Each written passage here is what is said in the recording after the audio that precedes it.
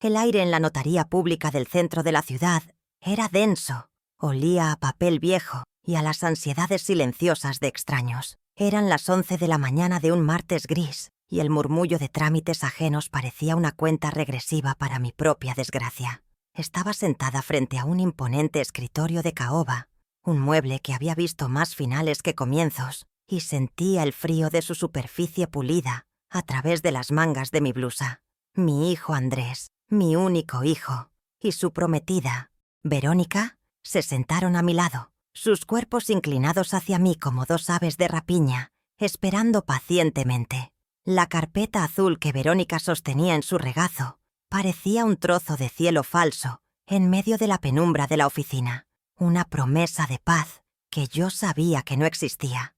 Andrés deslizó la carpeta sobre el escritorio y la abrió con un movimiento que pretendía ser casual, pero que estaba cargado de una tensión casi eléctrica. Colocó un bolígrafo en mi mano. Su tacto era extrañamente frío y guió mis dedos temblorosos hacia una línea punteada en la parte inferior de la página. «Mamá, solo firma aquí», susurró, su voz una mezcla empalagosa de condescendencia y urgencia. «Es un simple trámite para la boda. Ya lo hablamos. No hagas esperar al notario». Sus palabras eran suaves, pero sus dedos apretaban los míos con una fuerza que desmentía cualquier ternura. Verónica sonreía, una sonrisa perfectamente ensayada, pero sus ojos, fijos en mi mano, delataban una prisa depredadora. El control que ejercía sobre mi hijo era palpable, una red invisible que ahora intentaba atraparme a mí. Levanté la vista de la página, no para mirarlo a él, sino para encontrar mi propio reflejo en el barniz oscuro del escritorio. Vi a una mujer de 75 años, con el cabello plateado y la piel marcada por décadas de trabajo y sacrificio, pero con una mirada que aún no se había rendido. «Yo todavía sé leer, Andrés», dije en voz baja, pero cada sílaba resonó con la firmeza del acero. No, necesitaba gritar para ser escuchada. Mi voz, aunque suave, cortó el murmullo de la sala y provocó un silencio incómodo. Vi un destello de pánico en los ojos de Andrés antes de que lo ocultara bajo una máscara de falsa paciencia. En ese instante, supe que mis sospechas, aquellas que había intentado acallar durante meses, eran una terrible y dolorosa verdad. La presión en la sala se hizo casi insoportable. El notario, un hombre con cara de perpetuo aburrimiento, miró su reloj de pulsera con una impaciencia ostensible, como si mi vida entera fuera solo un retraso en su agenda. Al fondo vi a mi vecina de toda la vida, Teresa Quiroga, quien había venido a resolver un asunto de su herencia. Sus ojos se encontraron con los míos por un segundo, y en ellos vi una profunda preocupación que me validó, que me dijo que no estaba imaginando la crueldad de la escena. Justo antes de que Andrés, con un movimiento rápido, cubriera el texto con su mano, mis ojos captaron el encabezado impreso en negritas: cesión de derechos de usufructo vitalicio. No era un trámite, era una sentencia. ¿Cómo responder a una traición tan calculada? El viaje de regreso a casa fue en un silencio sepulcral, tan pesado que casi podía tocarlo.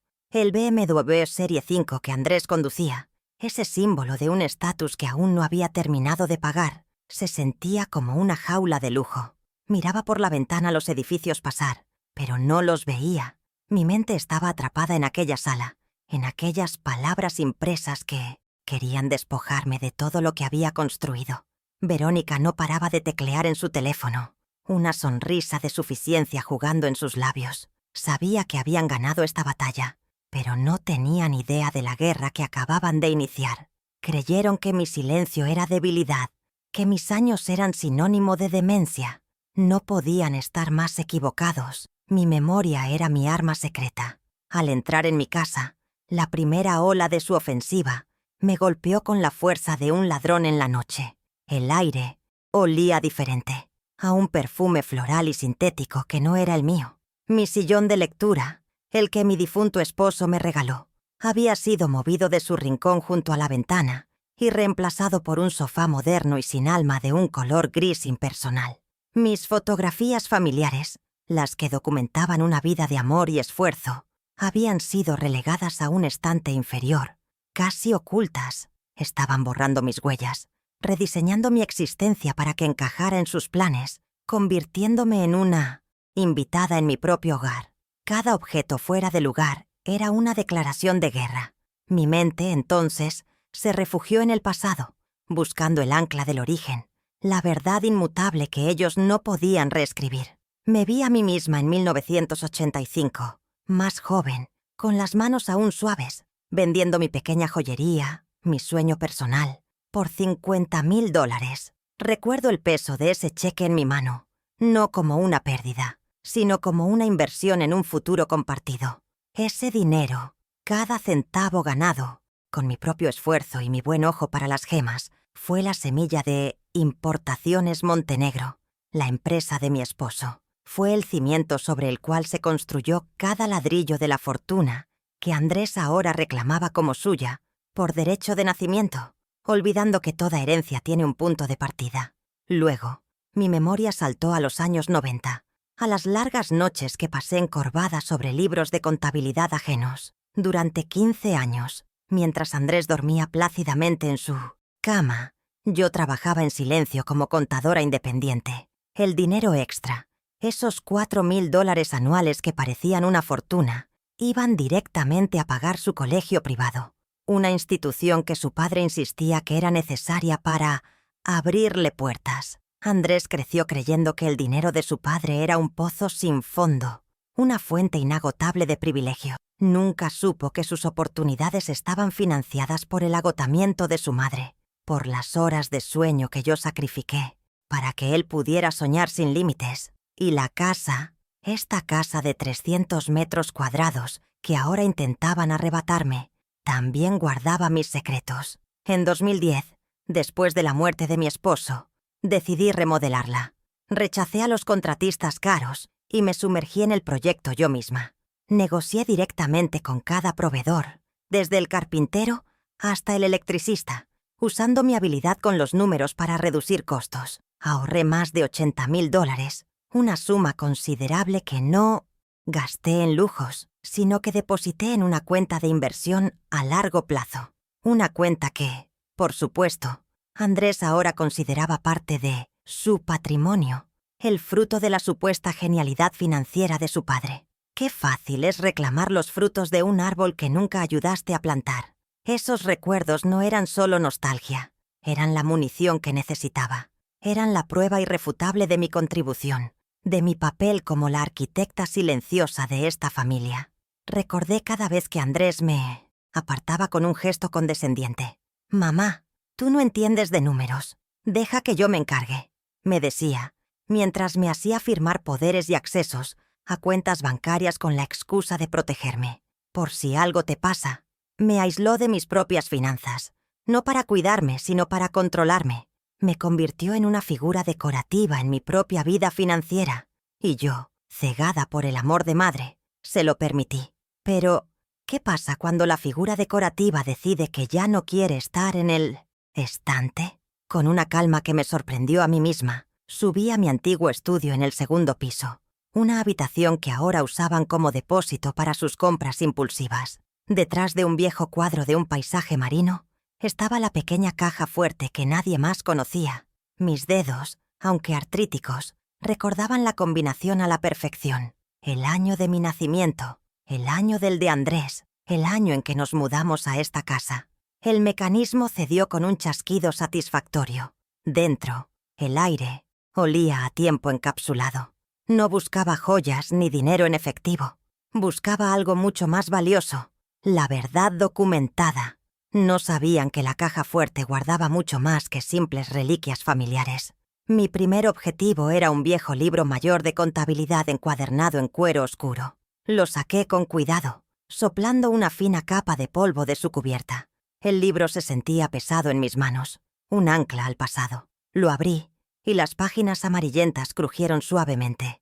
Mis dedos pasaron sobre mi propia caligrafía, precisa y clara, hasta que encontré la entrada que buscaba, fechada en 1985. Allí estaba, escrito con tinta azul que el tiempo no había podido borrar.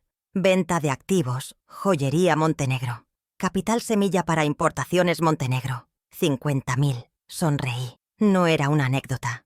Era un hecho contable. Esta simple página era el origen de todo. el primer capítulo de una historia que ellos habían intentado mutilar. Junto al libro mayor había otro documento crucial, el AFO, contrato original de la casa, la escritura de 1978. Estaba doblado dentro de un sobre de manila que se deshacía al tacto. Lo desplegué con la delicadeza de un arqueólogo. El papel era frágil, pero las palabras eran indelebles. Un primer plano mental se formó en mi cabeza, enfocando el nombre del propietario. No estaba a nombre de mi esposo, ni a nombre de ambos. Estaba única y exclusivamente a mi nombre de soltera, Isabel Montenegro. La compré con el dinero de mi dote y mis primeros años de trabajo. Mi casa nunca fue de nadie más. Era mía. Siempre lo había sido. Este documento no solo me devolvía la propiedad, me devolvía la identidad que habían intentado borrar. Pero el pasado, por sólido que fuera, no era suficiente.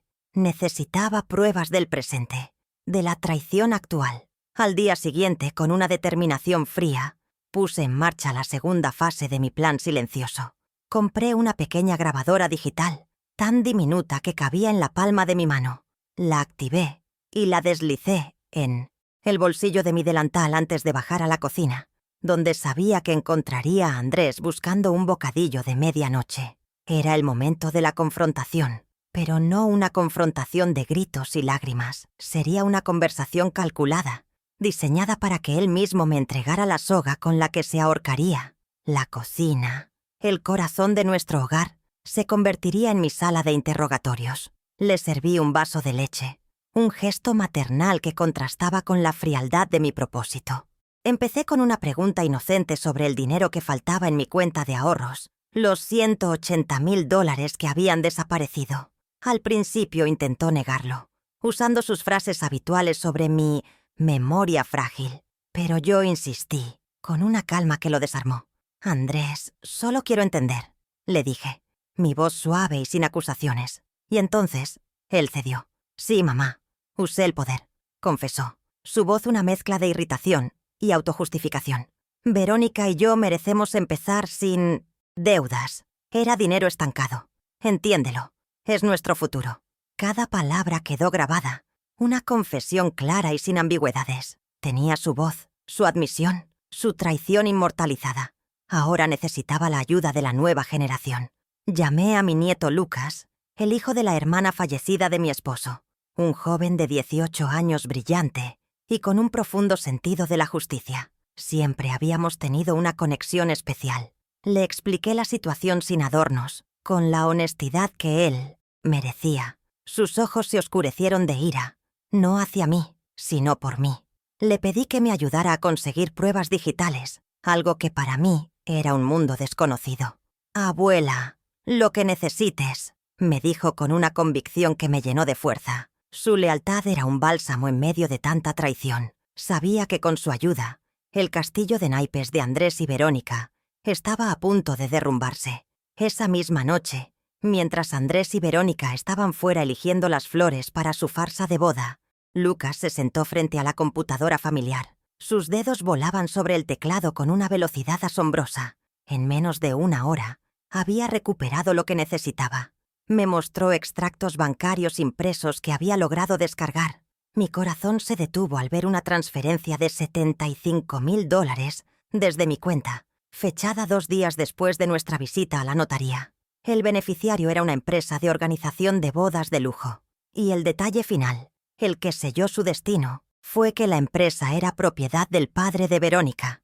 Tomé un marcador rojo y subrayé ese nombre.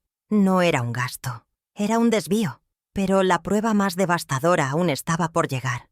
Lucas siguió buscando y encontró un tesoro en la papelera de reciclaje del correo electrónico. Eran mensajes que Verónica creía haber borrado para siempre. Recuperó uno en particular, enviado desde la cuenta de Verónica a la de Andrés apenas una semana antes. Lo imprimió para mí.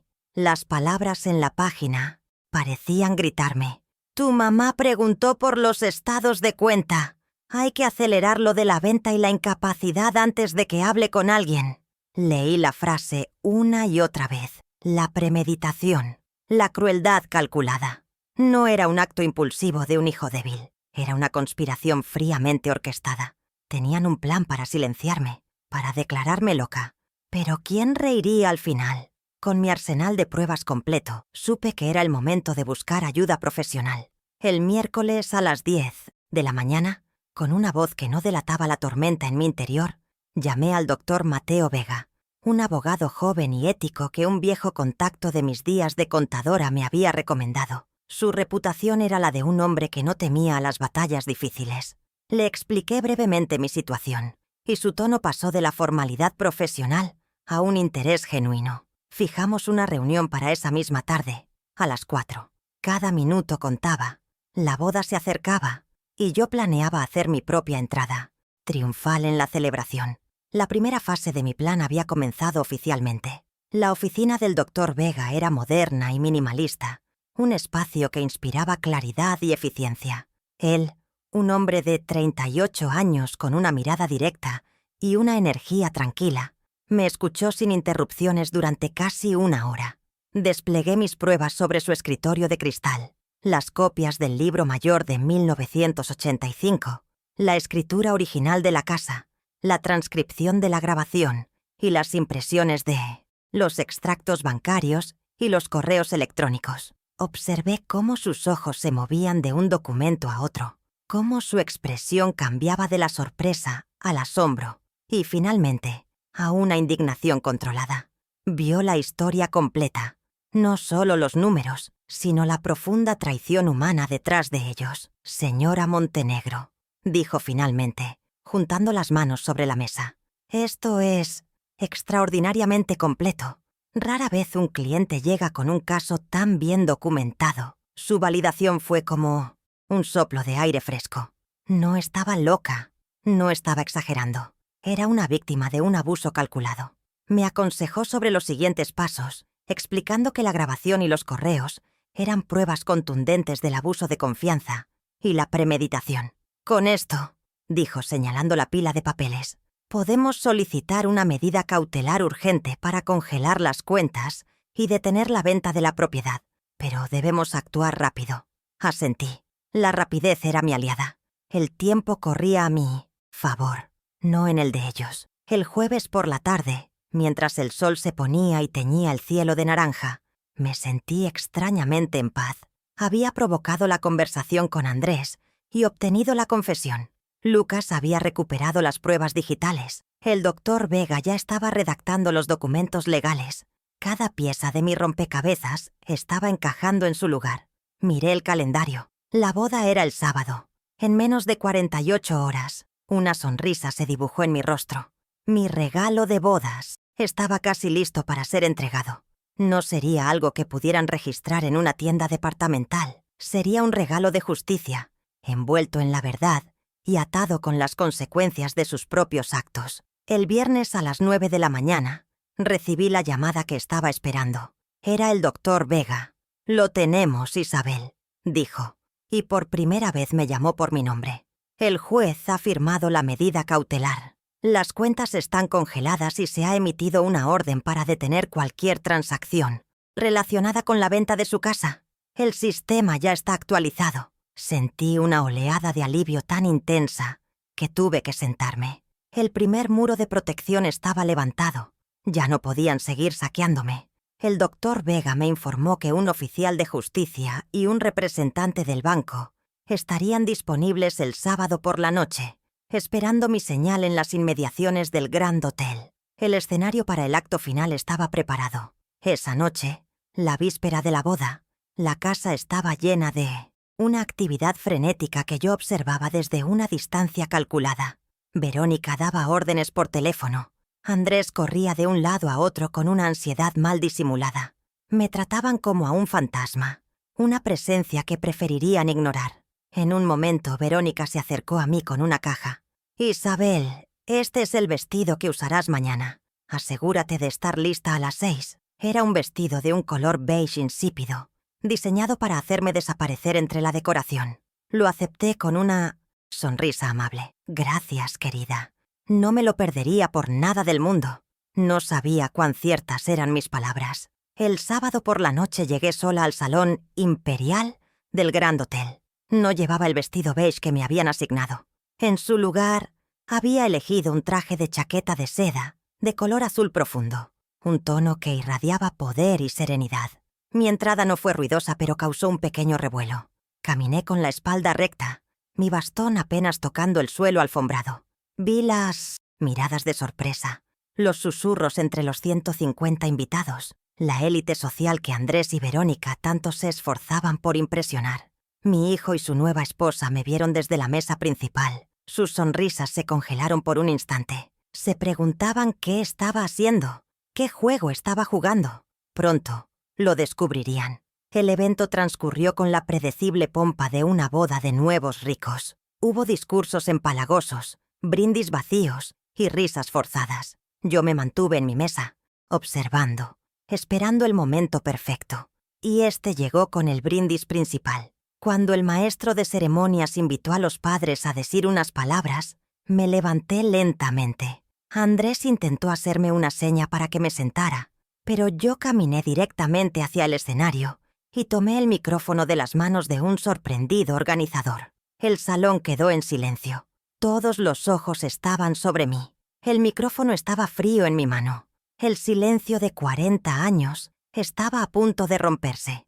Buenas noches a todos. Comencé, mi voz clara y firme, amplificada por el sistema de sonido. Quiero brindar por los comienzos. Es una noche para celebrar nuevos comienzos. ¿No es así?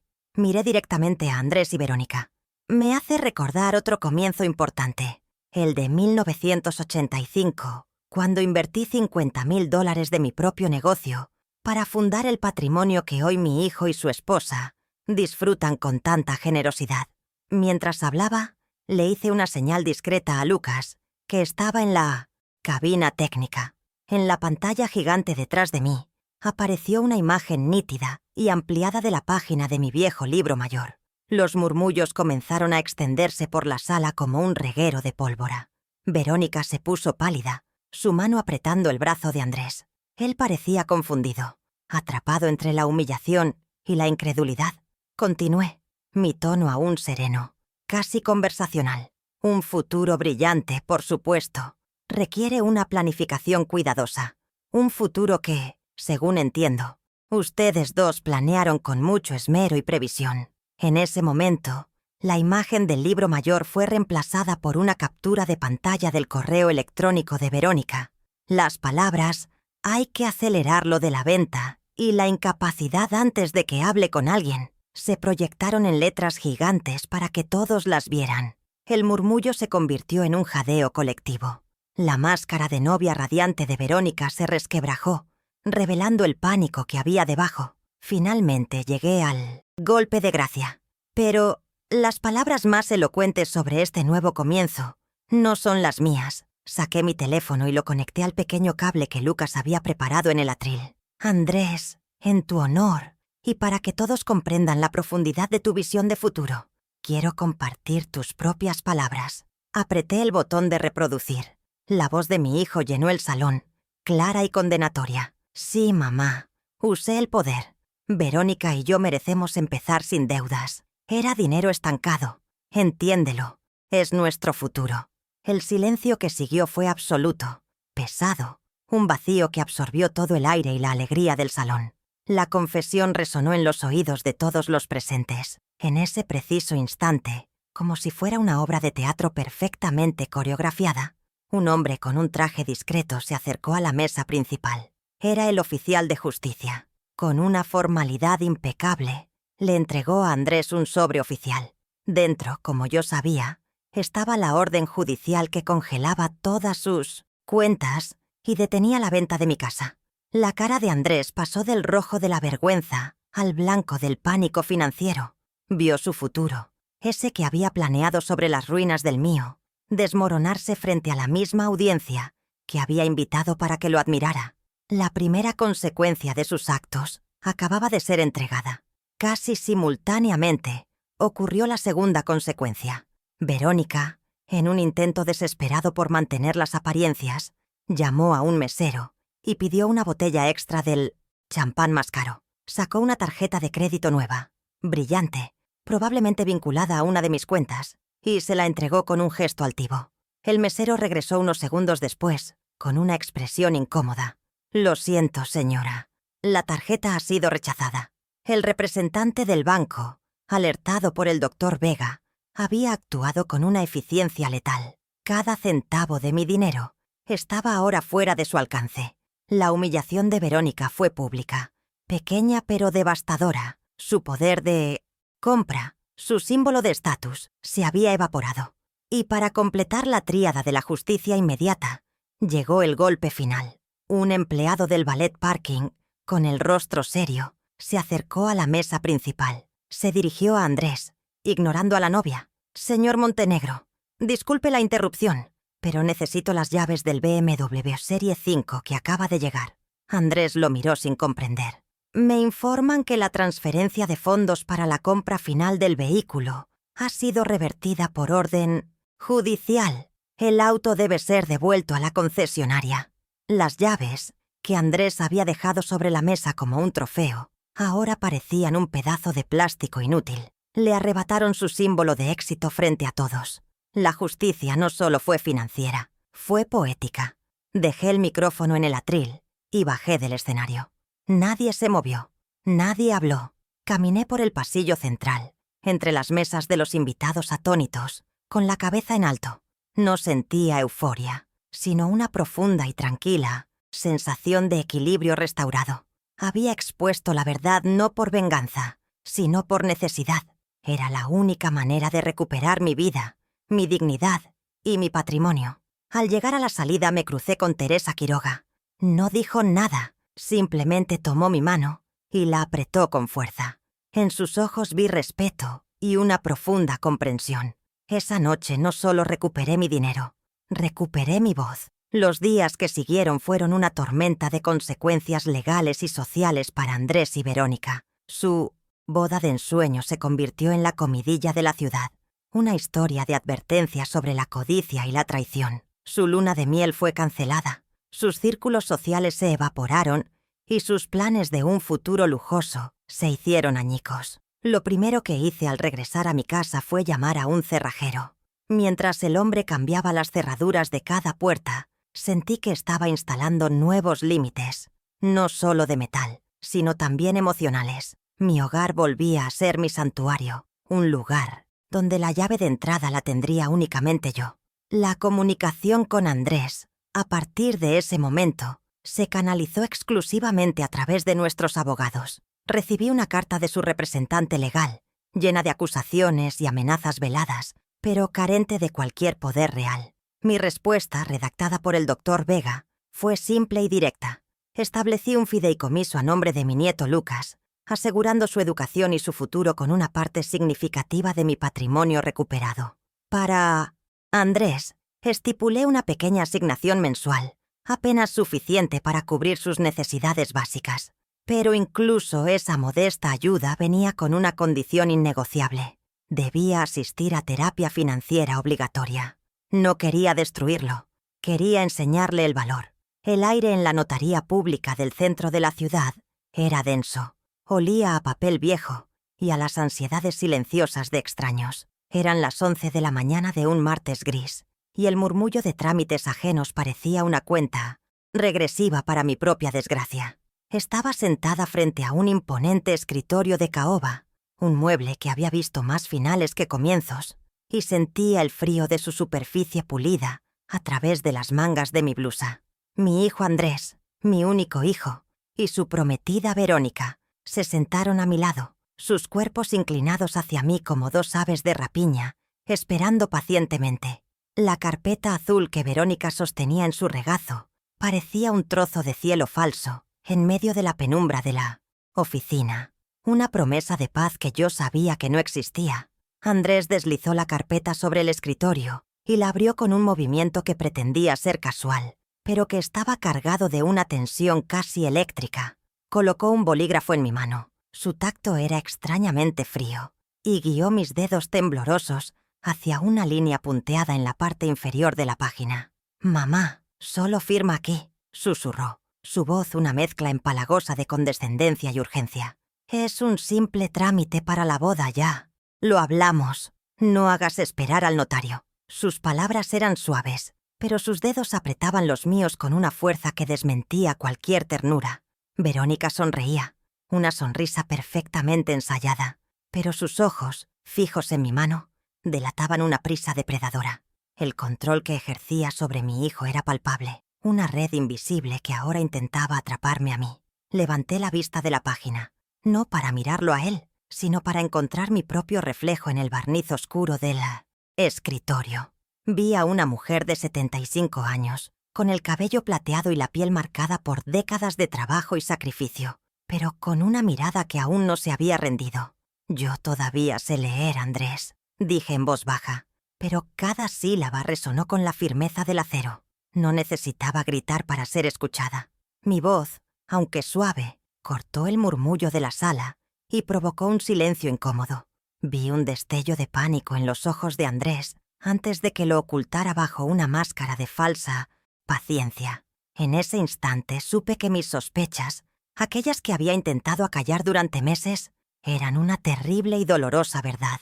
La presión en la sala se hizo casi insoportable. El notario, un hombre con cara de perpetuo aburrimiento, miró su reloj de pulsera con una impaciencia ostensible, como si mi vida entera fuera solo un retraso en su agenda. Al fondo vi a mi vecina de toda la vida, Teresa Quiroga, quien había venido a resolver un asunto de su herencia. Sus ojos se encontraron con los míos por un segundo, y en ellos vi una profunda preocupación que me validó, que me dijo que no estaba imaginando la crueldad de la escena. Justo antes de que Andrés, con un movimiento rápido, cubriera el texto con su mano, mis ojos captaron el encabezado impreso en negritas: cesión de derechos de usufructo vitalicio. No era un trámite, era una sentencia. ¿Cómo responder a una traición tan calculada? El bolígrafo se sintió como una pieza de hielo en mi mano. No lo moví. El silencio se estiró, volviéndose tan tenso que parecía a punto de romperse. Andrés retiró su mano de la mía bruscamente, como si mi piel de repente le quemara. Forzó una risa nerviosa que no engañó a nadie. «Parece que mamá no está en su mejor día», dijo en voz alta, dirigiéndose al notario con una familiaridad falsa. «Volveremos cuando esté más lúcida. Discúlpenos por la molestia». Cada palabra era una daga, un intento de pintarme como una anciana senil frente a testigos. Verónica recogió la carpeta azul, con un movimiento brusco, su sonrisa de porcelana finalmente resquebrajada por una mueca de pura frustración. La humillación pública no era para mí, era para ellos. Mientras se levantaban, Andrés se inclinó sobre mí, su aliento con un dejo a café caro y mentiras. «Hablaremos de esto en casa, mamá», siseó, su voz apenas un murmullo amenazante que solo yo podía oír. Era una promesa y una advertencia. La escena que acababan de montar, presentándome como una figura frágil y confundida, era solo el primer acto de su plan. Me levanté lentamente, apoyándome en mi bastón, sintiendo la mirada compasiva de Teresa Quiroga sobre mi espalda. No me sentía derrotada. Al contrario, sentía una claridad helada, una determinación que no había experimentado en años. Habían subestimado mi mente, pero, sobre todo, habían olvidado que la arquitecta silenciosa de su fortuna todavía recordaba dónde estaba cada ladrillo.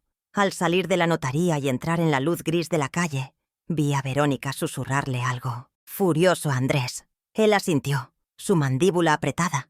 Caminaban unos pasos por delante de mí, como si yo fuera una carga, una reliquia molesta que se negaba a quedarse en su estante.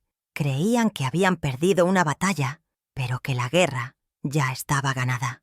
Pensaban que mi resistencia era el último espasmo de una voluntad moribunda. No tenían idea de que ese no silencioso en la oficina del notario no era un final, sino el verdadero comienzo. No era la rendición de una anciana, era la declaración de guerra de la mujer que había firmado el primer cheque de toda su historia. Y ahora me preparaba para firmar el último. El viaje de regreso a casa fue en un silencio sepulcral, tan pesado que casi podía tocarlo. El BMW Serie 5 que Andrés conducía, ese símbolo de un estatus que aún no había terminado de pagar, se sentía como una jaula de lujo. Miraba por la ventana los edificios pasar, pero no los veía.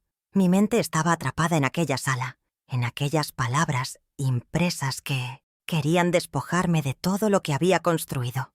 Verónica no paraba de teclear en su teléfono, una sonrisa de suficiencia jugando en sus labios. Sabía que habían ganado esta batalla, pero no tenían idea de la guerra que acababan de iniciar. Creyeron que mi silencio era debilidad, que mis años eran sinónimo de demencia.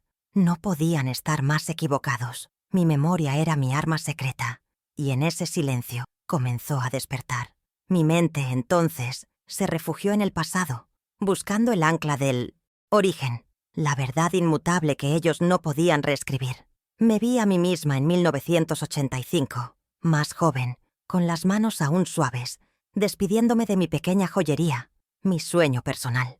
Recuerdo el olor a metal pulido y el terciopelo de los exhibidores. El comprador me entregó un cheque de gerencia por $50,000. Sentí su peso en mi mano, no como una pérdida, sino como una inversión en un futuro compartido. Ese dinero, cada centavo ganado con mi propio esfuerzo y mi buen ojo para las gemas, fue la semilla de Importaciones Montenegro, la empresa de mi esposo. Fue el cimiento sobre el cual se construyó cada ladrillo de la fortuna que Andrés ahora reclamaba como suya, por derecho de nacimiento, olvidando que toda herencia tiene un punto de partida. Luego mi memoria saltó a los años 90, a las largas noches que pasé encorvada sobre libros de contabilidad ajenos, con el zumbido de la lámpara de escritorio como única compañía. Durante 15 años, mientras Andrés dormía plácidamente en su cama, yo trabajaba en silencio como contadora independiente. El dinero extra, esos $4,000 anuales que parecían una fortuna, iban directamente a pagar su colegio privado, una institución que su padre insistía que era necesaria para abrirle puertas. Andrés creció creyendo que el dinero de su padre era un pozo sin fondo, una fuente inagotable de privilegios. Nunca supo que sus oportunidades estaban financiadas por el agotamiento de su madre, por las horas de sueño que yo sacrifiqué para que él pudiera soñar sin límites. ¿Alguna vez se preguntó por qué yo siempre parecía tan cansada? Mi sacrificio no fue solo nocturno, fue constante y silencioso. Recuerdo las vacaciones que no tomamos, los vestidos que no compré, los pequeños lujos que pospuse indefinidamente para asegurar que su fondo universitario estuviera siempre intacto. Cada estado de cuenta era un mapa de mis renuncias. Mientras sus amigos viajaban a Europa en verano, yo recalculaba presupuestos para poder pagar sus clases de tenis y sus campamentos de ciencias. Él lo veía como su derecho, yo lo veía como mi deber. Pero el deber, cuando no es reconocido, se convierte en una deuda invisible que alguien, tarde o temprano, viene a cobrar. Y ahora, él intentaba cobrarla de la manera más cruel, borrando no solo mi futuro, sino también el registro de mi pasado. Y la casa, esta casa de 300 metros cuadrados que ahora intentaban arrebatarme, también guardaba mis secretos. En 2010, después de la muerte de mi esposo, decidí remodelarla. Rechacé a los contratistas caros que Andrés sugirió y me sumergí en el proyecto yo misma. Negocié directamente con cada proveedor, desde el carpintero hasta el electricista, usando mi habilidad con los números para reducir costos. Ahorré más de $80,000, una suma considerable que no gasté en lujos, sino que deposité en una cuenta de inversión a largo plazo. Una cuenta que, por supuesto, Andrés ahora consideraba parte de su patrimonio, el fruto de la supuesta genialidad financiera de su padre. Qué fácil es reclamar los frutos de un árbol que nunca ayudaste a plantar. Recuerdo una tarde en particular, cubierta de polvo de yeso, discutiendo con el proveedor de mármol. Él me dio un precio, y yo saqué mi libreta y le mostré mi propio análisis de costos, incluyendo márgenes y precios de la competencia. El hombre se quedó sin palabras y me dio un descuento del 20%. Esa fue solo una de las docenas de batallas que libré para proteger y hacer crecer nuestro patrimonio. Andrés, que pasaba de visita solo para quejarse del ruido, nunca vio esa fuerza. Solo veía a su madre, una figura familiar que existía para su comodidad. No veía a la estratega, a la negociadora, a la mujer que construyó la seguridad bajo sus pies. Pero estaba a punto de conocerla. Esos recuerdos no eran solo nostalgia, eran la munición que necesitaba.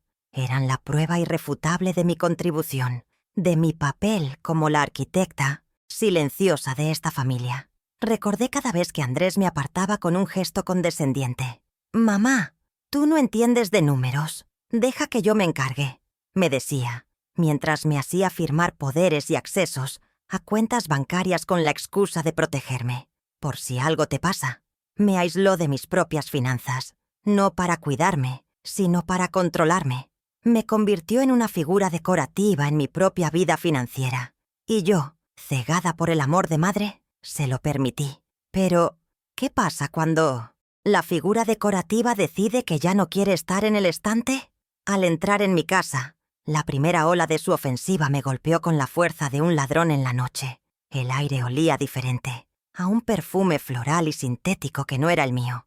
Mi sillón de lectura, el que mi difunto esposo me regaló, había sido movido de su rincón junto a la ventana y reemplazado por un sofá moderno y sin alma de un color gris impersonal. Mis fotografías familiares, las que documentaban una vida de amor y esfuerzo, habían sido relegadas a un estante inferior, casi ocultas. Estaban borrando mis huellas, rediseñando mi existencia para que encajara en sus planes, convirtiéndome en una invitada en mi propio hogar. Cada objeto fuera de lugar era una declaración de guerra. Con una calma que me sorprendió a mí misma, subí a mi antiguo estudio, en el segundo piso, una habitación que ahora usaban como depósito para sus compras impulsivas. El desorden era un reflejo de sus vidas, superficial y caótico. Detrás de un viejo cuadro de un paisaje marino, estaba la pequeña caja fuerte que nadie más conocía. Mis dedos, aunque artríticos, recordaban la combinación a la perfección. El año de mi nacimiento, el año del de Andrés, el año en que nos mudamos a esta casa. El mecanismo cedió con un chasquido satisfactorio. Dentro, el aire olía a tiempo encapsulado. No buscaba joyas ni dinero en efectivo. Buscaba algo mucho más valioso. La verdad documentada. No sabían que la caja fuerte guardaba mucho más que simples reliquias familiares. Mi primer objetivo era un viejo libro mayor de contabilidad encuadernado en cuero oscuro. Lo saqué con cuidado, soplando una fina capa de polvo de su cubierta, un gesto casi ceremonial. El libro se sentía pesado en mis manos, un ancla al pasado. La prueba física de una memoria que mi hijo intentaba desacreditar. Lo abrí, y las páginas amarillentas crujieron suavemente, liberando un olor a celulosa y a decisiones irrevocables. Mis dedos, manchados por la tinta de innumerables balances, pasaron sobre mi propia caligrafía, precisa y clara, hasta que encontré la entrada que buscaba, fechada en 1985. Allí estaba, escrito con una tinta azul que el tiempo no había podido borrar. Venta de activos, joyería Montenegro. Capital semilla para Importaciones Montenegro, 50.000. Sonreí. No era una anécdota familiar. Era un hecho contable. El origen de todo. La implicación de esa simple línea era sísmica. El patrimonio que Andrés y Verónica ahora consideraban suyo no había surgido de la nada, ni del genio exclusivo de mi difunto esposo. Había nacido de mi sacrificio, de la renuncia a mi propio sueño empresarial. Esta página era el primer capítulo de una historia que ellos habían intentado mutilar, arrancando mi nombre de la narrativa. Sostuve el libro abierto, visualizando cómo esta evidencia se proyectaría en una pantalla, cómo cada invitado a esa boda ostentosa vería la cifra y el origen. No sería solo una corrección financiera, sería una restauración de mi autoría, una reivindicación de mi lugar como la verdadera fundadora de la fortuna familiar. El primer cheque, el que lo empezó todo, llevaba mi firma implícita en cada dólar, pero esto solo probaba el pasado. Necesitaba pruebas de la traición presente. Junto al libro mayor había otro documento crucial, el contrato original de la casa, la escritura de 1978. Estaba doblado dentro de un sobre de Manila que se deshacía al tacto, frágil como un recuerdo olvidado. Lo desplegué con la delicadeza de un arqueólogo, temiendo que el papel se desintegrara en mis manos. El texto, escrito a máquina con una tipografía anticuada, era perfectamente legible. Mis ojos buscaron la sección de los propietarios, el corazón legal del documento. Mi respiración se detuvo por un instante. Mi corazón martilleaba contra mis costillas, no por miedo, sino por una oleada de poder que creía perdida. El nombre impreso no era el de mi esposo, ni el de ambos como sociedad conyugal. Era un solo nombre, claro e inequívoco, un nombre que me pertenecía por completo. Un primer plano mental se formó en mi cabeza, enfocando las letras impresas. Isabel Montenegro, mi nombre de soltera. La compré con el dinero de mi dote y mis primeros años de trabajo, mucho antes de que Importaciones Montenegro fuera siquiera una idea. Mi casa nunca fue de nadie más. Era mía. Siempre lo había sido. Este documento no solo me devolvía la propiedad legal, me devolvía la identidad que habían intentado borrar, reduciéndome a la mamá, viuda y desvalida. Ahora entendía su prisa por la cesión de derechos de usufructo vitalicio. No estaban intentando heredar la casa de su padre. Estaban intentando robarme la mía en vida. La implicación era devastadora para ellos. No tenían ningún derecho sobre la propiedad, ni siquiera moral. Pero el pasado, por sólido que fuera, no era suficiente. Necesitaba pruebas del presente, del abuso de confianza, de la traición actual. Al día siguiente, con una determinación fría, puse en marcha la segunda fase de mi plan silencioso. Fui a una tienda de electrónica y compré una pequeña grabadora digital, un dispositivo tan diminuto y discreto que cabía en la palma de mi mano. Era un objeto del nuevo mundo, frío y eficiente.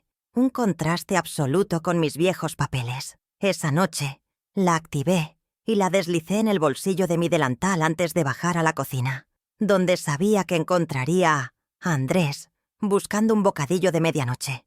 El corazón de nuestro hogar, el lugar donde le había preparado miles de comidas, se convertiría en mi sala de interrogatorios. Le serví un vaso de leche fría y unas galletas, un gesto maternal que contrastaba brutalmente con la frialdad de mi propósito. Empecé la conversación con una pregunta inocente sobre el dinero que faltaba en mi cuenta de ahorros, los $180,000 que habían desaparecido como por arte de magia.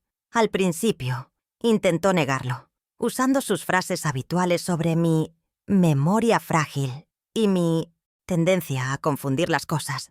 Pero yo insistí, con una calma que lo desarmó. «Andrés, solo quiero entender a dónde fue el dinero», le dije, mi voz suave y sin acusaciones. Y entonces, él cedió, harto de mi persistencia. «Sí, mamá, usé el poder», confesó, su voz una mezcla de irritación y autojustificación. «Verónica y yo merecemos empezar sin deudas. Era dinero estancado. Entiéndelo. Es nuestro futuro». Cada palabra quedó grabada. Una confesión clara y sin ambigüedades. Tenía su voz, su admisión, su traición inmortalizada. Ahora necesitaba la ayuda de la nueva generación. Alguien que pudiera navegar el mundo digital, que para mí era un territorio extranjero. Llamé a mi nieto Lucas, el hijo de la hermana fallecida de mi esposo. Un joven de 18 años brillante y con un profundo sentido de la justicia. Siempre habíamos tenido una conexión especial, un respeto mutuo que trascendía las generaciones. Le expliqué la situación sin adornos, con la honestidad cruda que él merecía. Sus ojos se oscurecieron de ira, no hacia mí, sino por mí. No hubo dudas ni vacilaciones. «Abuela, lo que necesites», me dijo con una convicción que me llenó de fuerza. Su lealtad era un bálsamo en medio de tanta traición, y su habilidad con la tecnología era la llave que abriría la última puerta de la verdad. Esa misma noche, mientras Andrés y Verónica estaban fuera, eligiendo las flores para su farsa de boda, Lucas se sentó frente a la computadora familiar del estudio. Sus dedos volaban sobre el teclado con una velocidad y una seguridad que me maravillaban. En menos de una hora, había recuperado lo que necesitaba. El sonido de la impresora rompió el silencio, escupiendo una serie de hojas. Me las entregó. Eran los extractos bancarios que Andrés se había negado a mostrarme. Mi corazón se detuvo al ver una transferencia de $75,000 desde mi cuenta, fechada 2 días después de nuestra visita a la notaría. El beneficiario era una empresa de organización de bodas de lujo. Y el detalle final, el que selló su destino, fue que la empresa era propiedad del padre de Verónica. Tomé un marcador rojo y subrayé ese nombre. No era un gasto, era un desvío de fondos, pero la prueba más devastadora aún estaba por llegar. Lucas siguió buscando, susurrando sobre algo llamado recuperación de archivos borrados. Encontró un tesoro en la papelera de reciclaje del correo electrónico. Eran mensajes que Verónica creía haber eliminado para siempre. conversaciones que revelaban la verdadera naturaleza de su plan. Recuperó uno en particular, enviado desde la cuenta de Verónica a la de Andrés apenas una semana antes. Lo imprimió para mí, y al leerlo, sentí un frío que ninguna manta podría quitarme. Las palabras en la página parecían gritarme, una sentencia de la crueldad humana que no creí posible de parte de mi propia sangre. La premeditación era evidente, la conspiración era innegable. Las palabras exactas eran: tu mamá preguntó por los estados de cuenta. Hay que acelerar lo de la venta y la incapacidad antes de que hable con alguien. Leí la frase una y otra vez, cada palabra un golpe. Incapacidad.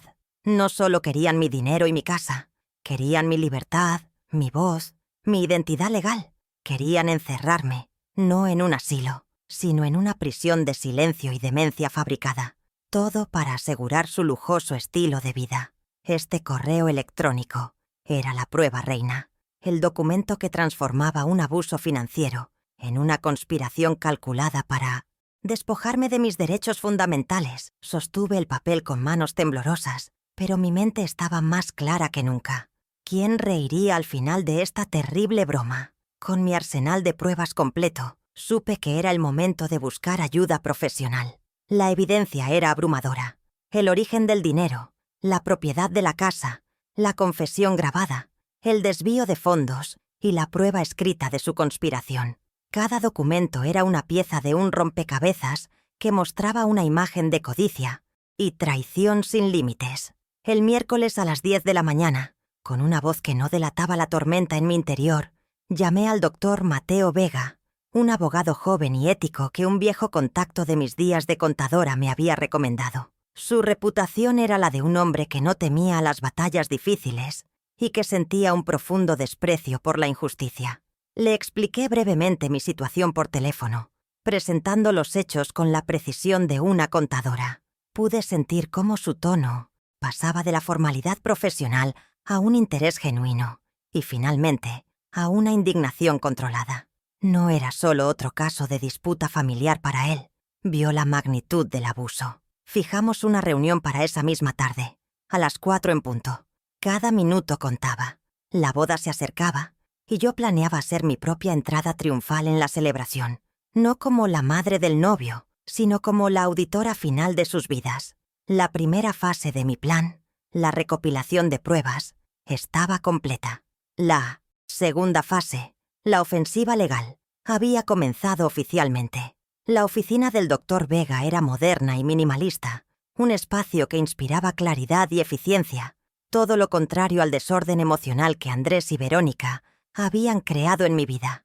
Él, un hombre de 38 años con una mirada directa y una energía tranquila, me escuchó sin interrupciones durante casi una hora. Desplegué mis pruebas sobre su escritorio de cristal, las copias del libro mayor de 1985, la escritura original de la casa, la transcripción de la grabación y las impresiones de los extractos bancarios y los correos electrónicos. Observé cómo sus ojos se movían de un documento a otro, cómo su expresión cambiaba de la sorpresa al asombro y, finalmente, a una indignación controlada. Vio la historia completa, no solo los números, sino la profunda traición humana detrás de ellos. Señora Montenegro, dijo finalmente, juntando las manos sobre la mesa. Su voz era grave y resonaba con una convicción que me dio una inmensa paz. Esto es extraordinariamente completo. Rara vez un cliente llega con un caso tan bien documentado. Su validación fue como un soplo de aire fresco en una habitación sofocante. No estaba loca, no estaba exagerando. Era una víctima de un abuso calculado y sistemático. Me explicó que la combinación del origen del patrimonio, la propiedad exclusiva de la casa y las pruebas del abuso de confianza reciente formaban un caso blindado. Su seguridad no era arrogancia, era la certeza de un profesional que ve un camino claro hacia la justicia. Por primera vez en meses, no me sentía sola en esta lucha. El doctor Vega analizó cada pieza con la precisión de un cirujano. Señaló el libro mayor y la escritura. Esto establece su autoridad moral y legal sobre los activos principales. Es el fundamento, explicó.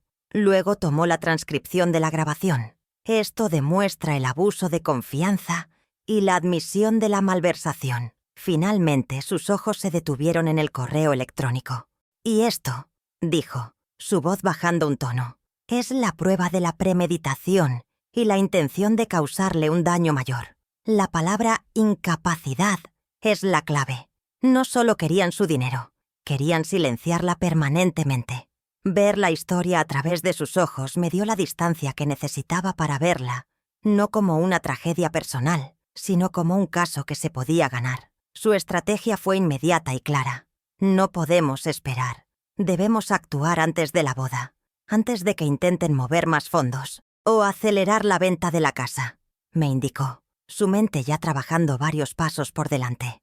«Mañana a primera hora, el viernes, presentaré una solicitud de medida cautelar urgente ante un juez. Solicitaremos el congelamiento inmediato de todas las cuentas bancarias a las que Andrés tiene acceso y una orden de restricción que prohíba cualquier transacción sobre la propiedad». Me explicó que, dada la contundencia de las pruebas, era muy probable que un juez la concediera el mismo día. El tiempo, que hasta ahora había sido mi enemigo, estaba a punto de convertirse en mi mejor aliado. El jueves por la tarde, mientras el sol se ponía y teñía el cielo de naranja, me sentí extrañamente en paz. Había provocado la conversación con Andrés y obtenido la confesión. Lucas había recuperado las pruebas digitales. El doctor Vega ya estaba redactando los documentos legales. Cada pieza de mi rompecabezas estaba encajando en su lugar.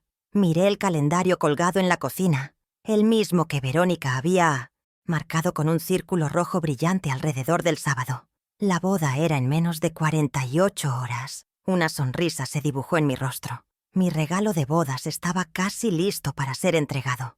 No sería algo que pudieran registrar en una tienda departamental. Sería un regalo de justicia, envuelto en la verdad y atado con las consecuencias de sus propios actos. Esa noche, la víspera de la boda, la casa estaba llena de una actividad frenética que yo observaba desde una distancia calculada, como una espectadora en mi propio teatro. Verónica daba órdenes por teléfono, su voz aguda y llena de una falsa alegría, mientras Andrés corría de un lado a otro con una ansiedad mal disimulada.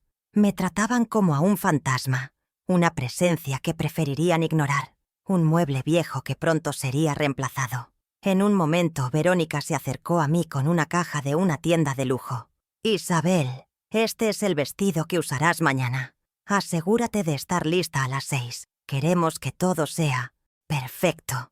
Era un vestido de un color beige insípido, diseñado para hacerme desaparecer entre la decoración. Lo acepté con una sonrisa amable, sintiendo la tela barata bajo mis dedos, a pesar de la etiqueta costosa. «Gracias, querida. No me lo perdería por nada del mundo», le dije, y la ironía de mis palabras fue un pequeño secreto que guardé para mí. Ella no sabía cuán ciertas eran mis palabras.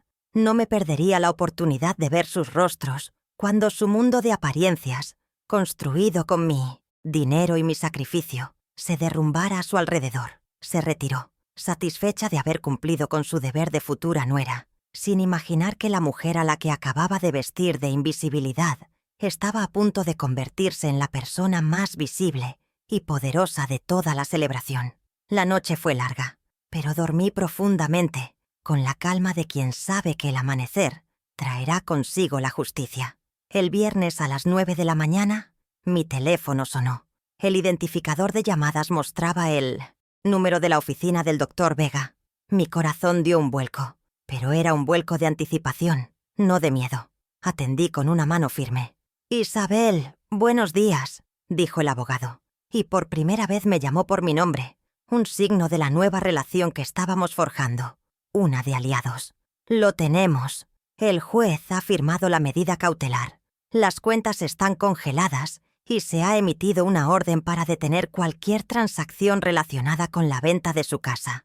El sistema bancario y el OMTS registro de la propiedad ya están actualizados». Sentí una oleada de alivio tan intensa que tuve que sentarme en el borde de mi cama. El primer muro de protección estaba levantado. El saqueo se había detenido. Ya no podían seguir vaciando mis ahorros ni deshacerse de mi hogar. El doctor Vega continuó, su tono ahora puramente estratégico. Ahora, la fase 2. He coordinado con un oficial de justicia y un representante de su banco. Ambos estarán disponibles mañana por la noche, esperando discretamente en las inmediaciones del Grand Hotel. Estarán listos para actuar en cuanto usted me dé la señal. La idea era brillante. No sería una confrontación privada y desordenada. Sería una ejecución pública, legal y ordenada de las consecuencias. El escenario para el acto final estaba preparado, y los actores de reparto, los que harían cumplir la ley, ya tenían sus instrucciones. ¿Qué cara pondrían cuando la justicia llamara a su puerta en medio de su fiesta? El resto del viernes y la mañana del sábado transcurrieron en una neblina de preparativos ajenos. Flores, centros de mesa, llamadas de confirmación. Andrés y Verónica estaban tan absortos en su fantasía que apenas notaron mi quietud. Mi silencio ya no era el de una víctima. Era el de una depredadora esperando el momento oportuno. A las 5 de la tarde del sábado, mientras ellos se iban al hotel para prepararse, yo me quedé sola en la casa. Fui a mi armario y saqué el vestido beige que Verónica me había dado. Lo miré por un momento y luego lo volví a guardar en su caja. En su lugar, elegí un traje de chaqueta de seda de color azul profundo, un tono que irradiaba poder y serenidad, el color del océano en calma antes de la tormenta. Mi preparación fue un ritual. Me maquillé con cuidado, no para ocultar mis arrugas, sino para acentuarlas, como mapas de una vida que me negaba a que borraran. Cada gesto era deliberado. No sentía nervios, sino una claridad absoluta. Estaba a punto de llevar a cabo la auditoría más importante de mi vida. No se trataba de venganza, no en el sentido visceral y descontrolado. Se trataba de reequilibrar las cuentas, de corregir un error contable que había desangrado mi patrimonio y mi espíritu. La justicia, como la contabilidad, exige precisión, y yo estaba a punto de presentar un balance final que nadie podría refutar. Mi regalo de bodas estaba envuelto y listo. Solo faltaba el momento de la entrega. Mientras me miraba al espejo, no vi a una anciana frágil. Vi a Isabel Montenegro, la mujer que había construido un negocio desde cero, que había negociado con proveedores rudos, que había criado a un hijo sola después de enviudar y que había multiplicado el patrimonio familiar en silencio. Esa mujer había estado dormida, adormecida por el amor y la confianza mal depositada. Pero la traición había sido un despertador brutal. Al salir de mi casa, cerré la puerta detrás de mí, y el sonido del cerrojo al encajar en su lugar sonó como el inicio de un nuevo capítulo. Tomé un taxi hacia el Grand Hotel, no como la madre del novio, sino como la principal acreedora de la fiesta, lista para cobrar una deuda que no era solo de dinero. El plan era simple pero devastador en su ejecución pública. El doctor Vega me había explicado que la clave era el momento. Debía esperar al brindis principal, el punto culminante de la recepción, cuando toda la atención de los 150 invitados estuviera centrada en el escenario. Lucas ya estaba en el hotel, haciéndose pasar por un asistente técnico del equipo audiovisual, con una copia de todas las pruebas en una memoria USB.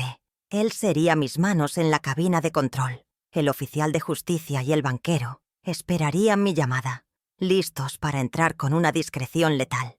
Cada detalle estaba coreografiado.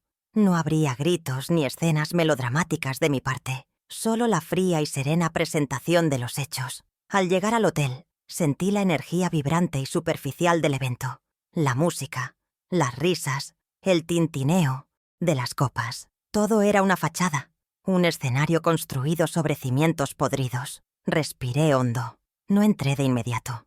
Me quedé un momento en el vestíbulo, observando el ir y venir de los invitados elegantemente vestidos. Eran la audiencia que Andrés y Verónica habían elegido para validar su éxito. Y, sin saberlo, serían los testigos de su caída. Mi corazón no latía con furia, sino con un ritmo constante y decidido. El silencio de 40 años estaba a punto de romperse, no con un grito, sino con el sonido inconfundible de la verdad. Y esa verdad, sabía, sería más ruidosa que cualquier orquesta. El jueves por la noche, la casa era un torbellino de preparativos para una fiesta a la que mi espíritu no estaba invitado. Cajas de flores exóticas abarrotaban el vestíbulo, Su perfume dulce y pesado era casi asfixiante, una fragancia de celebración que olía a mentiras. Verónica, teléfono en mano, dirigía a un equipo de decoradores con la precisión de un general. Su voz un staccato de órdenes y exigencias. Andrés corría detrás de ella, sudando en su propia casa, una marioneta ansiosa por complacer. Yo observaba desde mi rincón, una sombra silenciosa en medio de su caos orquestado. Ellos creían que mi quietud era resignación, el lento desvanecerse de una mente cansada. No sabían que mi silencio era estratégico, la calma absoluta que precede al cálculo final. Estaban construyendo el escenario perfecto para su propia ruina. El viernes a las 9 de la mañana, mientras el sol se filtraba por la ventana de la cocina, mi teléfono vibró sobre la encimera de granito. El identificador de llamadas mostraba el número de la oficina del Dr. Vega. Mi corazón, que había latido con un ritmo lento y controlado durante días, dio un vuelco de anticipación. Atendí con una mano que no tembló. «Isabel, buenos días», dijo el abogado. Y por primera vez me llamó por mi nombre, un signo de la nueva relación que estábamos forjando, una de aliados, no de víctima. «Y Salvador, lo tenemos», continuó, su voz cargada de una satisfacción profesional. «El juez ha firmado la medida cautelar. Las cuentas están congeladas y se ha emitido una orden para detener cualquier transacción relacionada con la venta de su casa. El sistema bancario y el registro de la propiedad ya están actualizados». Sentí una oleada de alivio tan intensa que tuve que sentarme en una de las sillas de la cocina. El aire pareció volver a mis pulmones. El saqueo se había detenido. Era una victoria silenciosa, invisible para mis enemigos, pero era la más importante hasta ahora. Ya no podían seguir vaciando mis ahorros, ni deshacerse de mi hogar a mis espaldas. Era el primer muro de contención, una barricada legal que ellos aún no sabían que existía. Miré a mi alrededor, al sofá gris impersonal que habían puesto en mi sala, a las fotografías relegadas a un estante oscuro. Ya no los veía como símbolos de mi derrota, sino como evidencia en una escena del crimen que estaba a punto de ser resuelta. La marea había comenzado a cambiar, y solo yo podía sentir la corriente. El Dr. Vega continuó, su tono ahora puramente estratégico. «Ahora, la fase 2. He coordinado con un oficial de justicia y un representante de su banco. Ambos estarán disponibles mañana por la noche, esperando discretamente en las inmediaciones del Grand Hotel. Estarán listos para actuar en cuanto usted me dé la señal». La idea era brillante, quirúrgica. No sería una confrontación privada y desordenada en la que pudieran manipularme o victimizarse. Sería una ejecución pública, legal y ordenada de las consecuencias. El escenario para el acto final estaba preparado y los actores de reparto, aquellos que harían cumplir la ley, ya tenían sus instrucciones. ¿Qué cara pondrían cuando la justicia llamara a su puerta en medio de su fiesta más importante? Esa tarde, la víspera de la boda, la casa estaba llena de una actividad frenética que yo observaba desde una distancia calculada, como una espectadora en mi propio teatro. Verónica daba órdenes por teléfono, su voz aguda y llena de una falsa alegría, mientras Andrés corría de un lado a otro, con una ansiedad mal disimulada. En un momento, ella se acercó a mí con una caja de una tienda de lujo. «Isabel, este es el vestido que usarás mañana. Asegúrate de estar lista a las 6. Queremos que todo sea perfecto», dijo, su sonrisa tan brillante como falsa.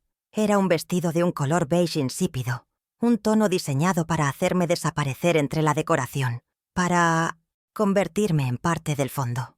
Lo acepté con una sonrisa amable, sintiendo la tela barata bajo mis dedos, a pesar de la etiqueta costosa. «Gracias, querida. No me lo perdería por nada del mundo», le dije, y la ironía de mis palabras fue un pequeño secreto que guardé para mí, un manjar que saboreé en silencio. Ella no sabía cuán ciertas eran mis palabras. No me perdería la oportunidad de ver sus rostros cuando su mundo de apariencias, construido con mi dinero y mi sacrificio, se derrumbara a su alrededor. Se retiró, satisfecha de haber cumplido con su deber de futura nuera, sin imaginar que la mujer a la que acababa de vestir de invisibilidad estaba a punto de convertirse en la persona más visible y poderosa de toda la celebración. El resto del viernes y la mañana del sábado transcurrieron en una neblina de preparativos ajenos, flores, centros de mesa, llamadas de confirmación. Andrés y Verónica estaban tan absortos en su fantasía que apenas notaron mi quietud. Mi silencio ya no era el de una víctima, era el de una depredadora esperando el momento oportuno. A las 5 de la tarde del sábado, mientras ellos se iban al hotel para prepararse, yo me quedé sola en la casa. La quietud era un bálsamo. Fui a mi armario y saqué el vestido beige que Verónica me había dado. Lo miré por un momento y luego lo volví a guardar en su caja. En su lugar, elegí un traje de chaqueta de seda de color azul profundo, un tono que irradiaba poder y serenidad, el color del océano en calma antes de la tormenta.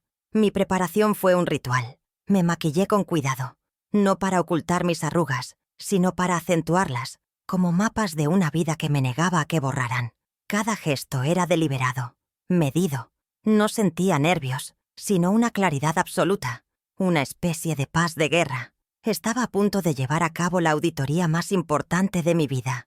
No se trataba de venganza en el sentido visceral y descontrolado que ellos entenderían. Se trataba de reequilibrar las cuentas, de corregir un error contable que había desangrado mi patrimonio y mi espíritu. La justicia, como la contabilidad, exige precisión y una presentación impecable. Y yo estaba a punto de presentar un balance final que nadie, absolutamente nadie, podría refutar.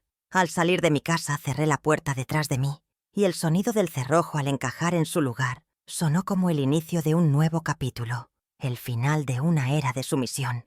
Tomé un taxi hacia el Grand Hotel, no como la madre del novio, una figura decorativa y sentimental, sino como la principal acreedora de la fiesta, lista para cobrar una deuda que no era solo de dinero, sino de respeto, de verdad y de años de sacrificio invisible. En mi pequeño bolso de mano llevaba mi teléfono con la grabación de la confesión, una copia impresa de la orden judicial que el doctor Vega me había enviado por correo electrónico, y la llave original de la casa, la que ellos no sabían que yo aún conservaba.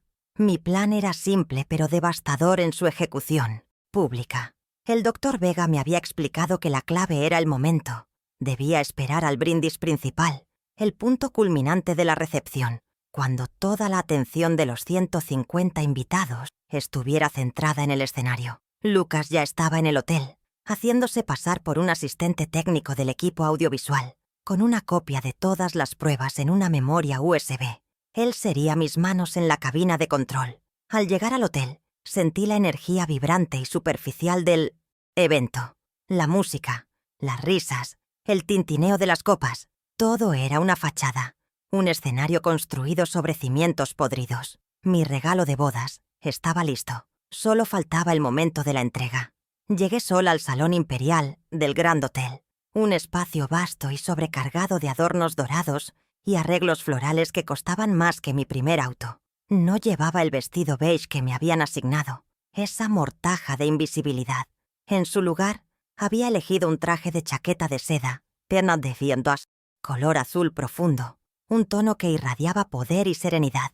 Mi entrada no fue ruidosa, pero causó un pequeño revuelo, una onda de susurros que se extendió por la sala. Caminé con la espalda recta, mi bastón apenas tocando el suelo alfombrado, un metrónomo marcando el ritmo de la justicia que se avecinaba. Vi las miradas de sorpresa de los 150 invitados, la élite social que Andrés y Verónica tanto se esforzaban por impresionar. Mi hijo y su nueva esposa me vieron desde la mesa principal. Sus sonrisas se congelaron por un instante. Se preguntaban qué estaba haciendo, qué juego estaba jugando. Pronto lo descubrirían. Me senté en la mesa que me habían asignado, una ubicación estratégica con una vista clara del escenario y de la mesa principal. Observé en silencio el desfile de vanidades, los brindis vacíos y las risas forzadas. Andrés se veía tenso, ajustándose el cuello de su camisa constantemente, mientras Verónica interpretaba el papel de la novia radiante con una maestría digna de una actriz. Bebía su champán, sonreía a las cámaras y tocaba el brazo de mi hijo con una posesividad calculada. Estaban en la cima de su mundo, un mundo construido sobre cimientos de mentiras y robos, y no tenían idea de que yo era la inspectora de obras que había venido a declararlo en ruinas. Esperé con la paciencia de quien ha esperado toda una vida para ser escuchada. El tiempo, por fin, estaba de mi lado. Y entonces llegó el momento. El maestro de ceremonias, un hombre con una sonrisa profesional y una voz empalagosa, anunció el brindis principal. Y ahora, unas palabras de la orgullosa madre del novio, la señora Isabel Montenegro. Vi a Andrés darme una mirada de advertencia, una súplica silenciosa para que me comportara, para que dijera unas cuantas frases sentimentales y volviera a mi asiento. Verónica me sonrió, una sonrisa que era una orden. Creyeron que me levantarían para darles una bendición, sin saber que estaba a punto de pronunciar su sentencia. La música se atenuó. Un foco de luz me encontró en mi mesa. El salón entero contuvo la respiración, esperando las dulces palabras de una madre. ¡Qué equivocados estaban todos! Me levanté lentamente, cada movimiento deliberado. Rechacé la ayuda que me ofrecieron y caminé hacia el escenario con una firmeza que sorprendió a muchos. Andrés intentó hacerme una seña para que me sentara, su rostro una máscara de pánico creciente, pero yo lo ignoré por completo. Tomé el micrófono de las manos de un sorprendido organizador. Estaba frío y pesado en mi mano, un cetro de poder inesperado. El salón quedó en un silencio absoluto. Todos los ojos, 150 pares de ojos, estaban sobre mí. Sentí su atención colectiva como una fuerza física. Miré a la audiencia, luego a mi hijo, y finalmente a la mujer que se sentaba a su lado. El silencio de 40 años de sacrificios invisibles estaba a punto de romperse. «Buenas noches a todos», comencé, mi voz clara y firme, amplificada por el sistema de sonido, sin un ápice de temblor. «Quiero brindar por los comienzos. Es una noche para celebrar nuevos comienzos. ¿No es así?», hice una pausa, dejando que las palabras flotaran en el aire. «Me hace recordar otro comienzo importante, el de 1985, cuando invertí $50,000 de mi propio negocio para fundar el patrimonio que hoy mi hijo y su esposa disfrutan con tanta generosidad». Mientras hablaba, le hice una señal discreta a Lucas, que estaba en la cabina técnica. En la pantalla, gigante detrás de mí, apareció una imagen nítida y ampliada de la página de mi viejo libro mayor, con la cifra y la descripción claramente visibles. Los murmullos comenzaron a extenderse por la sala como un reguero de pólvora.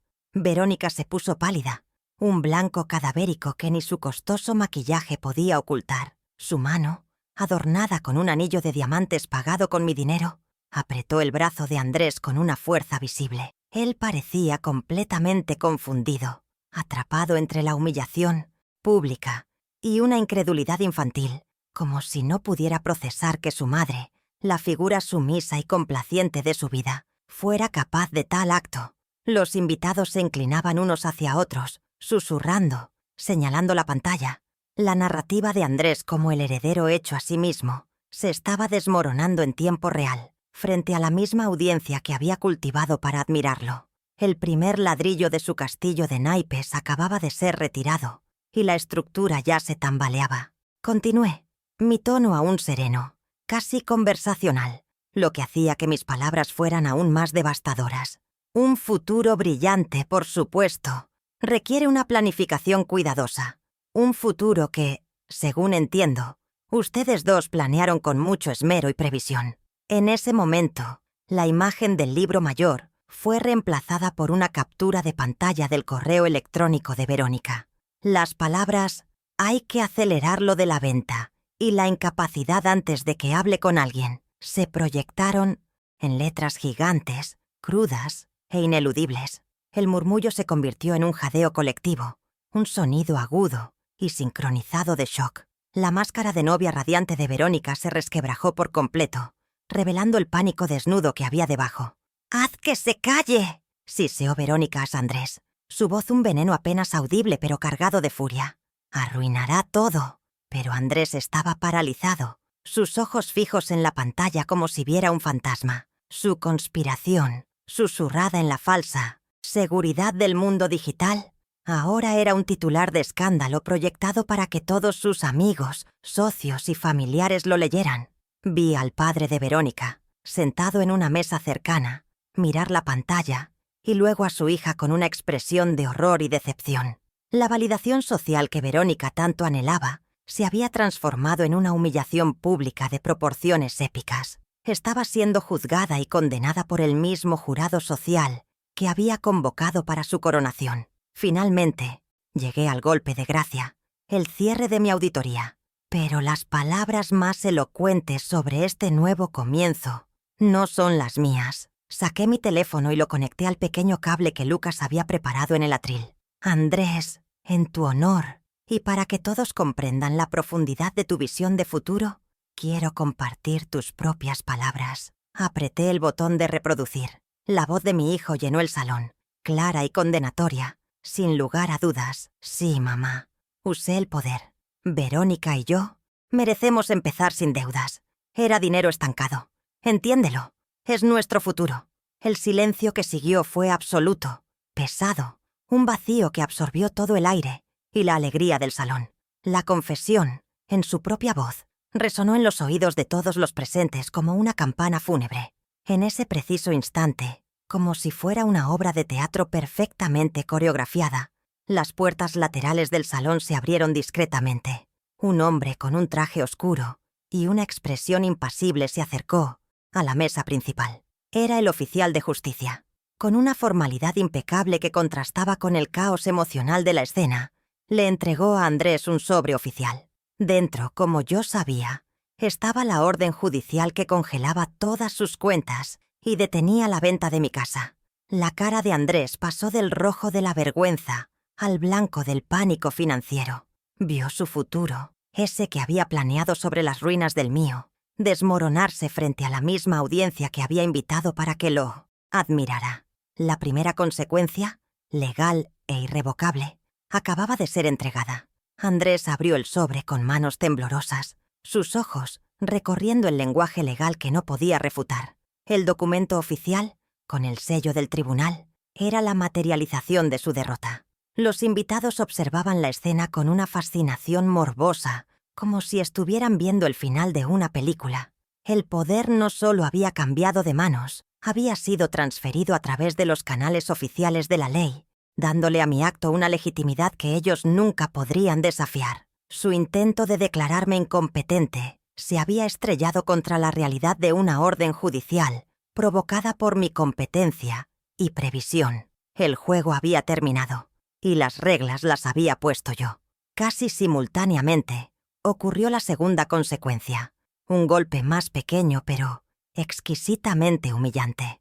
Verónica, en un intento desesperado por mantener las apariencias y proyectar un control que ya no poseía, llamó a un mesero y pidió una botella extra del champán más caro. Sacó una tarjeta de crédito nueva, brillante, probablemente vinculada a una de mis cuentas ahora congeladas, y se la entregó con un gesto altivo. El mesero regresó unos segundos después, con una expresión incómoda. «Lo siento, señora», dijo en voz baja, pero audible para las mesas cercanas. «La tarjeta ha sido rechazada». El representante del banco, alertado por el doctor Vega, había actuado con una eficiencia letal. Cada centavo de mi dinero estaba ahora fuera de su alcance. La humillación de Verónica fue pública, precisa y devastadora. Su poder de compra, su principal símbolo de estatus y su arma de elección, se había evaporado frente a sus pares. Se quedó con la tarjeta inútil en la mano, su rostro una mezcla de incredulidad y furia impotente.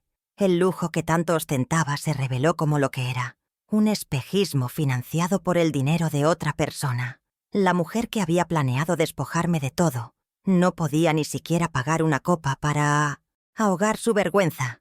La justicia no solo fue financiera, fue poética, diseñada para golpear exactamente donde más le dolía, en su frágil y sobrevalorado ego social. Y para completar la tríada de la justicia inmediata, llegó el golpe final, el que despojaba a mi hijo de su más preciado trofeo. Un empleado del ballet parking, con el rostro serio y siguiendo las instrucciones que le habían dado, se acercó a la mesa principal. Se dirigió a Andrés, ignorando por completo a la novia. «Señor Montenegro, disculpe la interrupción, pero necesito las llaves del BMW Serie 5 que acaba de llegar».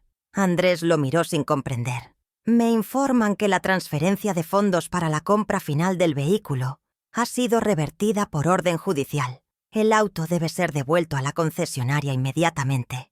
Las llaves, que Andrés había dejado sobre la mesa como un trofeo de su éxito, ahora parecían un pedazo de plástico inútil. Le arrebataron su símbolo de éxito frente a todos. El auto, que representaba el estatus que tan desesperadamente quería proyectar, le fue retirado como a un niño al que le quitan un juguete que no le pertenece. Tuvo que sacar las llaves de su bolsillo y entregárselas al empleado, un acto de rendición que fue observado por cada par de ojos en el salón. En menos de 10 minutos había perdido el acceso a su dinero. Su futura esposa había sido humillada financieramente y él había sido despojado de su más visible símbolo de masculinidad y poder. La demolición fue completa, precisa y, sobre todo, pública. Habían querido borrarme, pero en su lugar se habían borrado a sí mismos. Dejé el micrófono en el atril. El sonido metálico resonó en el silencio. Bajé del escenario con la misma calma con la que había subido. Nadie se movió. Nadie habló. Caminé por el pasillo central, entre las mesas de los invitados atónitos, con la cabeza en alto. No sentía euforia, ni alegría vengativa, sino una profunda y tranquila sensación de equilibrio restaurado. Había expuesto la verdad, no por odio, sino por necesidad. Era la única manera de recuperar mi vida, mi dignidad y mi patrimonio. Al llegar a la salida me crucé con Teresa Quiroga. No dijo nada, simplemente tomó mi mano y la apretó con fuerza.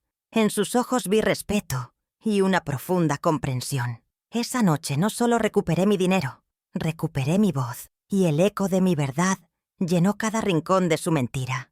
Los días que siguieron a la boda que nunca fue, se desarrollaron en un silencio denso y revelador. La casa, que durante meses había sido un territorio ocupado, con el eco de las voces de Andrés y Verónica en cada rincón, ahora me pertenecía de nuevo. La primera llamada que hice no fue a mi abogado, sino a un cerrajero. El lunes por la mañana, un hombre robusto y de manos callosas llegó y, con una eficiencia casi ceremonial, reemplazó cada una de las cerraduras. El sonido metálico del viejo cilindro cayendo en su caja de herramientas fue el punto final de una era. El nuevo juego de llaves, frío y brillante, en mi palma, no era solo un pedazo de metal, era la escritura de mi nueva independencia, un límite físico que reflejaba las murallas emocionales que había levantado para siempre. La comunicación con mi hijo, a partir de ese momento, se canalizó exclusivamente a través de nuestros respectivos abogados. El silencio en la casa ya no era opresivo, sino pacífico. Era el silencio de la soberanía. La primera carta de su representante legal llegó una semana después, un documento lleno de acusaciones veladas y amenazas de un largo litigio, un intento patético de intimidarme para que cediera. La leí sin que mi pulso se alterara, reconociendo el tono desesperado de un hombre que ha perdido todo el control. Mi respuesta, redactada por el doctor Vega, fue simple y directa, un documento que no negociaba, sino que dictaba los nuevos términos de nuestra relación, una relación definida por la distancia, las consecuencias y una justicia inquebrantable que él mismo había provocado. Mi siguiente paso no fue punitivo, sino constructivo. Me reuní con un asesor financiero y establecí un fideicomiso a nombre de mi nieto Lucas. Destiné una parte significativa de mi patrimonio recuperado para asegurar su educación universitaria y el inicio de su vida adulta. Firmar esos papeles me produjo una satisfacción profunda y serena. No estaba simplemente castigando la traición, estaba recompensando la lealtad y la integridad. Estaba invirtiendo en un futuro que merecía florecer, un legado que no se basaría en la apariencia y la codicia, sino en el mérito y el afecto genuino. Cada dólar transferido a ese fondo era un ladrillo en la construcción de un futuro más justo para la próxima generación de nuestra familia, la que sí valía la pena proteger. Para Andrés, estipulé una pequeña asignación mensual, apenas suficiente para cubrir sus necesidades básicas, muy lejos del lujo al que se había acostumbrado. Pero incluso esa modesta ayuda venía con una condición innegociable. Debía presentar pruebas mensuales de asistencia a terapia financiera obligatoria con un profesional certificado. No quería destruirlo por completo.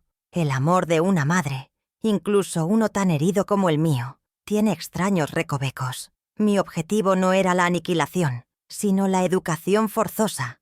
Quería que aprendiera, de la manera más dura posible, el valor real del dinero, el esfuerzo que cuesta ganarlo y la devastación que causa tratarlo como un derecho adquirido.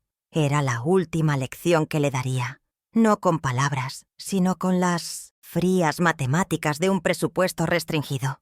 Con los asuntos legales y financieros en orden, comencé a reclamar mi espacio físico. El impersonal sofá gris fue el primero en irse, donado a una organización benéfica. En su lugar, volví a colocar mi viejo sillón de lectura junto a la ventana. Su cuero gastado se amoldó a mi cuerpo como un viejo amigo. Pasé una tarde entera recolocando mis fotografías familiares en las paredes y las repisas, devolviéndolas a su lugar de honor. Cada marco que colgaba, cada recuerdo que volvía a la luz, era un acto de restauración de mi propia historia. Estaba borrando sus huellas, no con ira, sino con la metódica precisión de una curadora que restaura una obra de arte que ha sido vandalizada. Mi hogar volvía a ser un reflejo de mi vida, no de sus ambiciones. Mi rutina diaria también se transformó. Las mañanas ya no estaban llenas de la tensión de su presencia, sino de la calma de mis propios rituales. Redescubrí el placer de cuidar mi jardín, de sentir la tierra en mis manos. La poda de mis rosales se convirtió en una metáfora poderosa. Con cada rama seca que cortaba, sentía que eliminaba una parte muerta de mi pasado, permitiendo que nueva vida, nuevos brotes, pudieran crecer con más fuerza. El sol de la mañana en mi espalda, el aroma de las rosas y la tierra húmeda, todo ello me anclaba en un presente tangible y pacífico. Ya no vivía esperando la siguiente afrenta, sino cultivando la belleza en mi propio pedazo de mundo, un mundo que ahora me pertenecía por completo. Una tarde, mientras estaba en el jardín, mi vecina Teresa Quiroga se acercó a la cerca. No hablamos del escándalo de la boda. La verdadera amistad no necesita hurgar en las heridas. Simplemente me trajo una taza de té de manzanilla, como solía hacer años atrás. Nos sentamos en el porche, en un silencio cómodo, observando las nubes pasar. Su presencia era una validación silenciosa, un recordatorio de que las conexiones genuinas sobreviven a las tormentas. Ella había sido testigo de mi humillación en la notaría, y sin decir una palabra, ahora era testigo de mi renacimiento. En su compañía, no era la víctima de una traición familiar, sino simplemente Isabel, su vecina, una mujer disfrutando de una tarde tranquila en su propio hogar. Con una energía renovada, saqué de un cajón unos viejos planos de la casa. Se los mostré a Teresa, señalando el espacio sobre el garaje. «Estoy pensando en construir un pequeño anexo aquí», le dije, mi voz llena de un entusiasmo que no había sentido en años. «Un apartamento independiente de unos 60 metros cuadrados. Podría alquilarlo. Generaría un ingreso extra y me mantendría ocupada». Sus ojos se iluminaron. Vio lo que yo veía. No solo un proyecto de construcción, sino la prueba de que mi mente, mi instinto para los negocios, estaba más activo que nunca. No estaba simplemente administrando lo que había recuperado. Estaba construyendo de nuevo, por mi cuenta y en mis propios términos. Mientras Teresa y yo discutíamos sobre diseños y posibles inquilinos, escuché el sonido de la puerta del jardín abriéndose. Era Lucas. Había venido a visitarme después de sus clases, como hacía a menudo ahora. Su rostro se iluminó al verme y vino directamente a abrazarme. Su abrazo era fuerte y genuino, un ancla de afecto puro en mi nueva vida. No había rastro de la calculada frialdad de Andrés en su gesto. En ese momento, rodeada por la lealtad de mi nieto y la amistad de mi vecina, entendí la verdadera naturaleza de la riqueza. No estaba en las cuentas bancarias ni en los títulos de propiedad, sino en los lazos humanos que no se pueden comprar ni falsificar. Esa noche, sentada en mi sillón de lectura, con la casa en silencio y las luces del jardín creando sombras suaves en las paredes, reflexioné sobre el costo de mi victoria. Había perdido a mi único hijo, o quizás había perdido la ilusión de un hijo que nunca existió realmente. El dolor de esa pérdida era real, una corriente subterránea que a veces me sorprendía en la quietud de la noche. Pero lo que había ganado era inconmensurablemente más valioso. Había recuperado mi autonomía, mi respeto propio y el control absoluto sobre mi vida y mi futuro. Había demostrado, primero a ellos y luego a mí misma, que mi valor no residía en mi papel de madre o viuda, sino en mi propia e inquebrantable esencia.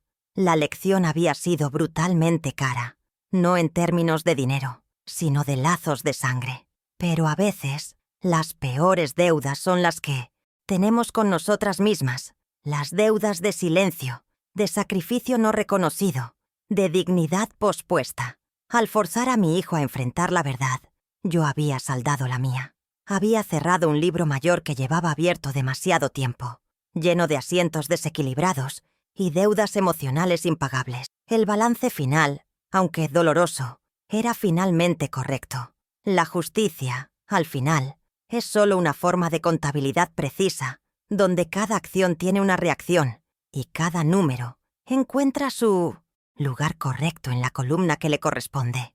Miré la llave nueva que descansaba sobre la mesita, un pequeño objeto que contenía un poder inmenso. Ya no era solo la llave de mi casa, era la llave de mi futuro, un futuro que yo misma diseñaría, financiaría y habitaría. Me habían despojado de todo, me habían vaciado las cuentas y habían intentado borrar mi nombre de mi propia historia.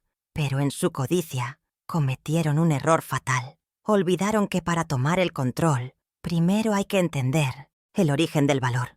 Me quitaron el dinero pero me devolvieron el poder. Hay transacciones que al final te dejan en ganancia,